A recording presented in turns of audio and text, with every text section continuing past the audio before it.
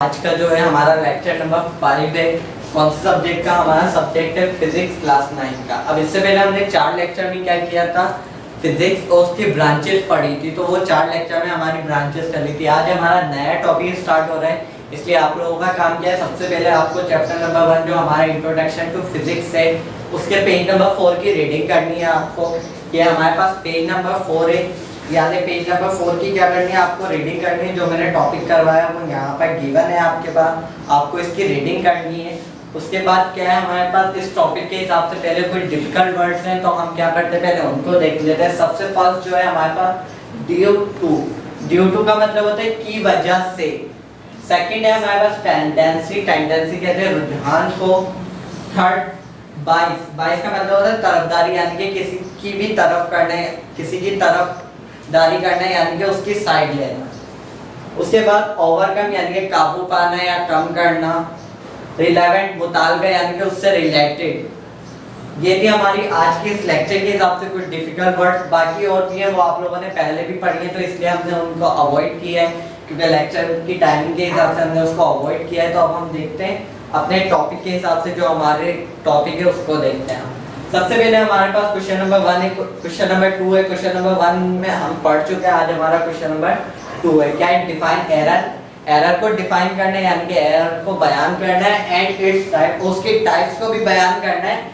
With accuracy यानी कि उसकी सही वजह के साथ, यानी कि उसको किस तरीके से सही किया जा सकता है, उसको कम किया जा सकता है या खत्म किया जा सकता है। तो सबसे पहले हम देख लेते हैं एरर। हमारे पास एरर क्या है? एरर कहते हैं गलती को। इन एन एक्सपेरिमेंट, एक तजुर्बे में, सर्टेन एरर्स में अराइजेस, यानी कि बहुत सी गलतियां होती हैं, हमसे बहुत सी परेशानियां पैदा होती हैं। ड्यू टू एक्सपेरिमेंटर यानी कि जो तजुर्बा कर रहा होता है उसकी वजह से, और टू द एक्सपेरिमेंट यूज, या हम जो सामान यानी कि उसमें यूज कर रहे होते हैं उसकी वजह से, और ड्यू टू बोथ, या तो दोनों की वजह से। यानी कि गलती कब होती है हमारे पास किसी भी तजुर्बे में, जो जैसे कि मैं तजुर्बा कर रहा हूँ, या तो मेरी वजह से मेरा हाथ हिल गया या मैं थोड़ा सा हिल गया तो उसकी वजह से एरर आ जाता है, या फिर जो मैं सामान यूज कर रहा हूँ उसकी मेजरमेंट सही नहीं होती, या फिर दोनों वजह की वजह से क्या होता है हमारे एक्सपेरिमेंट में जो है गलती हो जाती है। उसके बाद हमारे पास क्या है, सवाल के हिसाब से टाइप्स ऑफ एरर हमने लिखा है, types of error.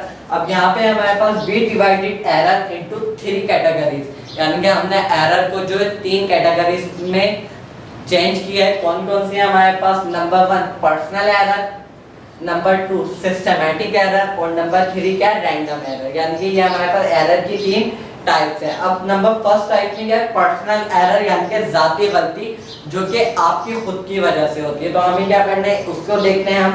Personal error arises due to tendency of a person, यानी कि पर्सनल एरर जो है वो इंसान की अपनी गलती की वजह से होती है। Who takes reading in favour of a particular reading, यानी कि अब जैसे कि मैंने कोई भी इंस्ट्रूमेंट, जैसे कि हम स्केल की मेजरमेंट देखते हैं, हम इस तरीके से कि हमारे पास 0 है, हम क्या करते हैं लाइनिंग मेजरमेंट करते हैं, हमारे पास 1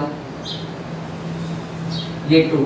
अब इस तरीके से आपने बोलता हूँ 1.5 की लाइन ड्रॉ करनी है। अब मैं क्या करता हूँ, लाइन मैंने जो है कुछ इस तरीके से ड्रॉ करी, अब लाइन जो है कुछ इस तरीके से ड्रॉ करी। अब ये जो है दोनों के बीच में आ रही है, ना ये 1.1 है ना ये 1.2 है।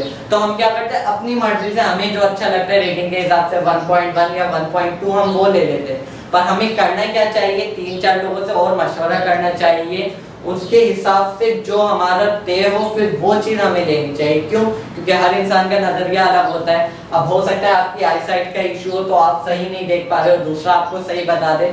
तो हमें क्या करना चाहिए, इस चीज़ को 3-4 लोगों से मशवरा करना चाहिए, और फिर उस मशवरे पर जो अमल होता है उसके हिसाब से हमें रीडिंग करनी चाहिए। तो उसके बाद हमारे पास क्या है, एक्यूरेसी है, यानी कि इसको खत्म किस तरीके से किया जा सकता है। Personal error can be remove by avoiding बाइस, यानी कि वही मतलब पर्सनल एरर को खत्म किया जा सकता है तरफदारी किए बगैर। यानी कि तरफदारी कोई अगर आप अपने हिसाब से ले लोगे तो वो तरफदारी हो जाएगी, और 3-4 लोगों से मशवरा करके करोगे तो वो आपके लिए ज़्यादा बेस्ट रहेगा। तो ये थी हमारे पास एरर की पहली टाइप। अब हम देखते हैं एरर की सेकंड टाइप हमारे पास क्या है, सिस्टमैटिक एरर, यानी कि जो कि सिस्टम की वजह से होती है, जो कि इंस्ट्रूमेंट की वजह से होती है। अब इसमें क्या है, systematic error arises due to a fault in the measuring instrument, यानी कि सिस्टमैटिक एरर किस वजह से होती है, इंस्ट्रूमेंट की वजह से होती है। अब जैसे कि मैं हूँ, मुझे एक लाइन मेजर करनी है, ये लाइन मेजर करनी है। मेरे लिए जरूरी क्या है कि मैं इसकी मेजरमेंट जो है 0 से स्टार्ट करूं। अब मैंने क्या करी, गलती कर दी, मैंने क्या कर दिया, यहाँ से स्टार्ट कर दिया, 0.3 से स्टार्ट किया और मैंने इसको यहाँ तक मेजर कर लिया। मैंने कहा ये 2 आ गई। अब क्या इसमें मेरी गलती हुई क्या कि मैंने इंस्ट्रूमेंट एरर तक नहीं दिया, यानी कि बिल्कुल 0 तक नहीं दिया। जो उसकी एक हद है, जो उसकी स्टार्टिंग है, मैंने वहां तक नहीं दिया। अब इसमें जो है किसकी वजह से गलती हो गई, इंस्ट्रूमेंट की वजह से गलती हो गई। या आप लोगों ने देखा होगा घरों में आपके इंची टेप मौजूद होते हैं, किसी किसी इंची टेप में आगे की चीजें जैसे कि 0 वगैरह होता है, किसी किसी में नहीं होता, बच्चे काट देते हैं या टूट जाता है, तो वो क्या होता है फिर वो उस सिस्टम की वजह से गलती हो जाती है। तो हमें क्या करना चाहिए, ऐसी चीज यूज करनी चाहिए जो 0 से स्टार्ट हो। अब इसकी एक्यूरेसी भी यही है, systematic error can overcome bye adopting the relevant 0 error correction, यानी कि सिस्टमैटिक एरर को काबू किया जा सकता है, कम किया जा सकता है, खत्म किया जा सकता है। कैसे कि जो है हम उसकी स्टार्टिंग जो उसी चीज से ले जहाँ पे वो स्टार्ट हो। जैसे स्केल की मेजरमेंट हमारे क्या है 0 सेंटीमीटर से करें या 0 इंच से करें, हमारे लिए जरूरी क्या है 0 से स्टार्ट करना। तो यही इसकी एक्यूरेसी है।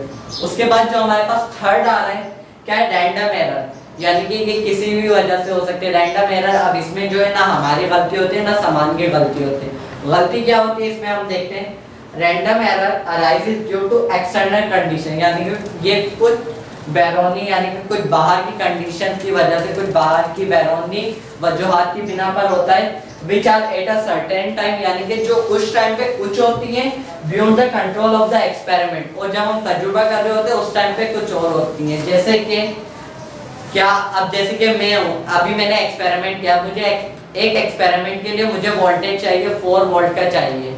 अब उस टाइम पे क्या है मेरे पास 4 वोल्ट तो है, पर जब मैं क्या तजुर्बा करने आया तो वो मेरे पास उस टाइम पे 5 वोल्ट आ रहा है। वोल्टेज का इशू है, आप लोगों को पता है, आपके इलाके में भी होता होगा, क्या कभी 5 वोल्ट का हो रहा है, कभी 3 वोल्ट का आ रहा है, पर मुझे जरूरत कितने वोल्ट की है, 4 वोल्ट की है। तो ये इस तरीके का रैंडम एरर होता है। अब इसकी क्या है एक्यूरेसी क्या है, random error can be minimised, यानी कि इसको खत्म नहीं किया जा सकता पर इसको थोड़ा कम किया जा सकता है bye maintaining certain condition in the laboratory, यानी कि लेबोरेटरी में कुछ इसके इन्वेंशंस करके। जैसे कि अब आप लोगों का फ्रिज है, अब उसमें वोल्टेज कम आ रहा होता है तो क्या करते हैं आप, क्या बढ़ा रहे थे वोल्टेज, खत्म नहीं कर सकते, आप क्या यूज करते हैं स्टेबलाइजर यूज करते हैं। तो उसकी वजह से क्या होता है वो कुछ हद तक जो है कंट्रोल हो जाता है, पर बिल्कुल आपके पास खत्म नहीं होता। तो इस तरीके की और भी बहुत सी एग्जांपल्स हैं, हमारे लिए काफी हैं। तो क्या होता है हम उस स्टेबलाइजर की मदद से क्या करते हैं अपने वोल्टेज को नॉर्मल कर लेते हैं। भले हमें 220 वोल्ट चाहिए होता है, उससे ना हो पाए 220 वोल्ट, पर इतना हो जाता है कि हमारा फ्रिज चल जाता है। तो ये ना हमारा रैंडम एरर। आज के टॉपिक में हमने क्या पढ़ा, एरर पढ़ा, उसकी तीनों टाइप्स पढ़ी। आई होप आपके ये समझ में आई होंगी। इसको आपको क्या करना है, रीडिंग क्लास भी करनी है पेज नंबर 4।